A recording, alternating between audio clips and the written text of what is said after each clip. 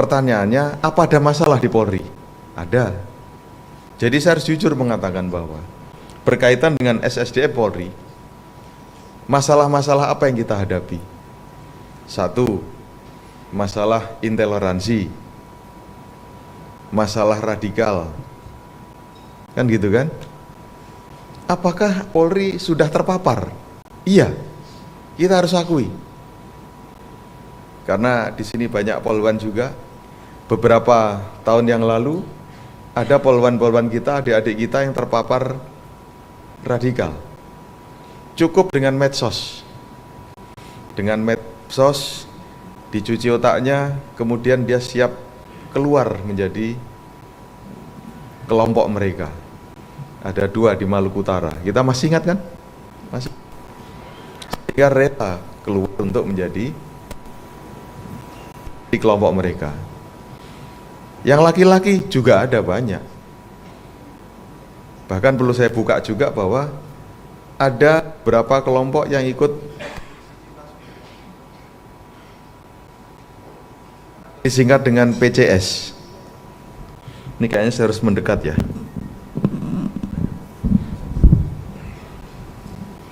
Polisi Cinta Sunnah.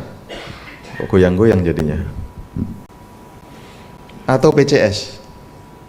Jadi doktrinnya adalah melaksanakan sunnah-sunnah Nabi Muhammad Sallallahu Alaihi Wasallam, tetapi dipelencengkan, gitu ya, dipelencengkan. Karena memang untuk memasuki sebuah kegiatan itu harus menampakkan yang benar, yang ujung-ujungnya adalah Wahabi. Wahabi itu apa? Teroris.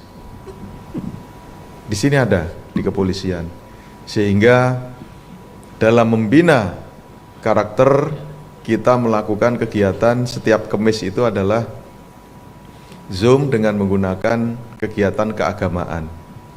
Baik agama apapun yang ada di Indonesia, agama apapun yang dianut oleh Kepolisian Republik Indonesia. Karena kalau mereka bisa mencuci otak dengan medsos, kita gunakan juga medsos untuk mencuci otak anggota kita yang benar gitu loh. Untuk mengimbangi. Barangkali nanti ada tambahan-tambahan yang lain. Belum lagi yang sampai sekarang masih belum ketemu formulanya,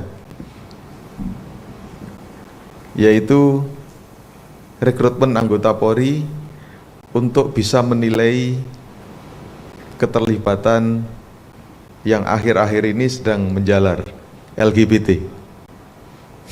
Kita sebut saja itu. Nggak usah saya jelaskan LGBT itu apa. Kita sudah tahu semua. Pertanyaannya memang saya pengen mencari di mana sih alat untuk bisa mendeteksi itu. Rupanya kita belum punya. Mungkin nanti ada masukan di situ. Paling kita mencarinya ke jejak digital, ke jejak sosial, lingkungan, dan lain sebagainya. Tapi memang sulit untuk mencari itu.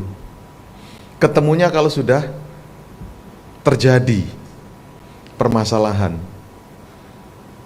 Apakah ada di polisi? Ada. Ada.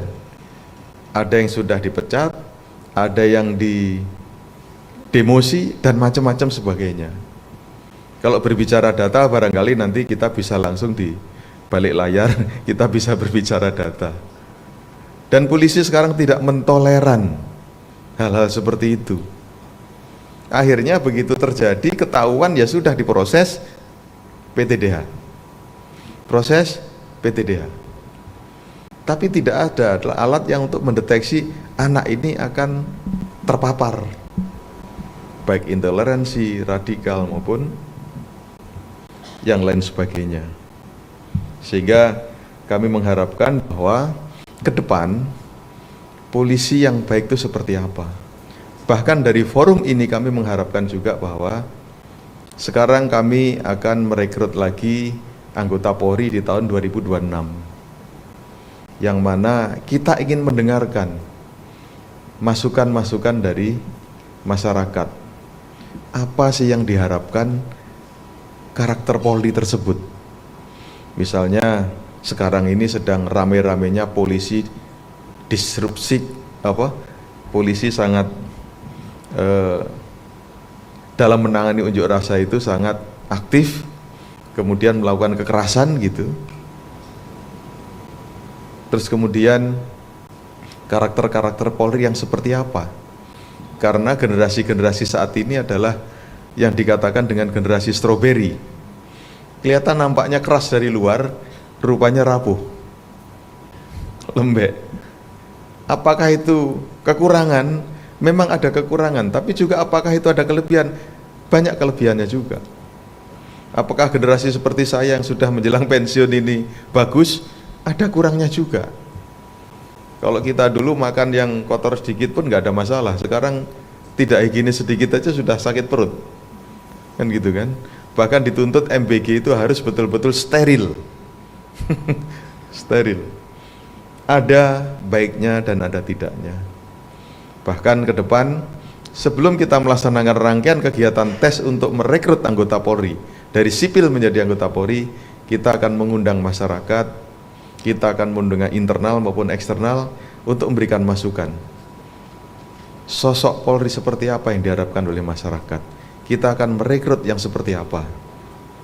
Kalau saat ini kita merekrut polisi secara umum yang 4 syarat tadi itu, kemudian juga yang kompetensi khusus.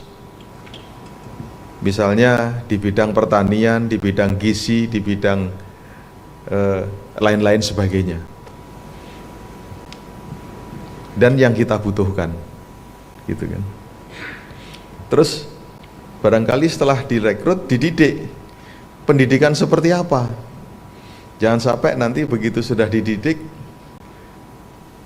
karena generasi stroberi berbeda. Mungkin kita ada masukan-masukan seperti itu, agar ke depan bangsa ini mempunyai karakter yang sangat kuat.